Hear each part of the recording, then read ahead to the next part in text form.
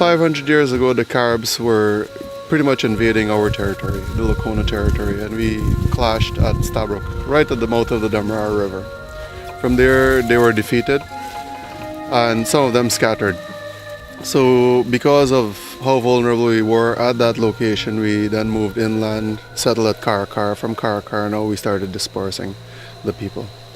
And we ended up, we had ancestors who settled at Kibleri. And from Kibleri, people started dying out mysteriously. From there, the community split. Half went to Maraikabai and half came this way. And when we came this way, we were trailed. Our ancestors were trailed by the Caribs. And back then, we had a lot of rituals and things that we did to protect ourselves. So knowing that the Caribs were following us, our ancestors invoked the macaw spirit, and the macaw spirit sank all their boats in the river. And then from there on in, we just moved in and we settled here.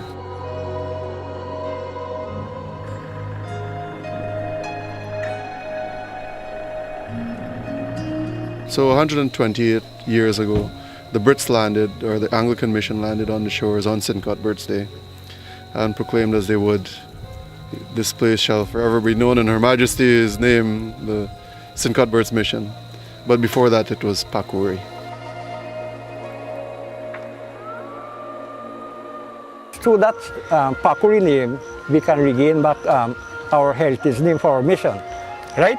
And that's what I like about love, right? Because love is something more deeper, more than life. You understand?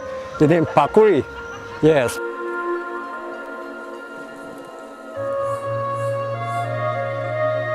We had an abundance of the Pakuri tree. And the Pakuri tree produces a really, really beautiful flower, and it also stains the river, or stains the water red. And it was in abundance around here. Right now we don't have any, sad to say, but because of that, the richness that existed, our ancestors named it Pakuri.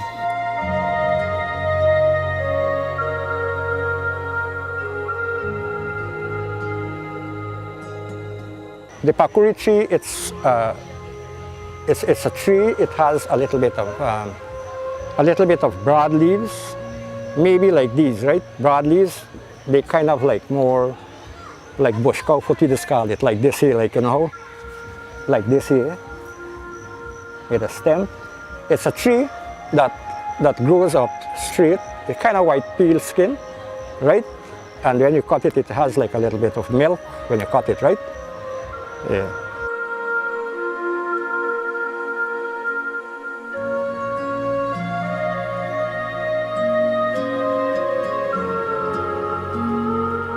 In terms of the culture, we still practice a lot of our craft, and we still try to, well, we're trying to reinvigorate and re-establish the language, because I think that's one thing that the Brits did really well. My parents were spanked at school for speaking Lokono, and because of that, they were not very willing to teach us the language, because what they were told is that you don't need that language anywhere else in the world.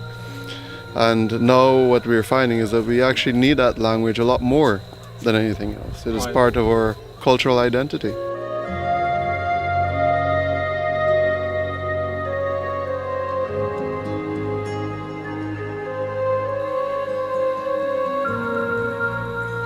I would say we could develop the farming sector in this community. We could better develop, had we been given the kind of resources to work with the education sector, we could do a tremendous amount of work. And I think, to me, those are two of the key parts, because once the agri-sector starts to fire, then it now automatically supports every other sector within the community. Infrastructure and all of these things, you wouldn't really have a problem with it, because now you have your economic engine within the community.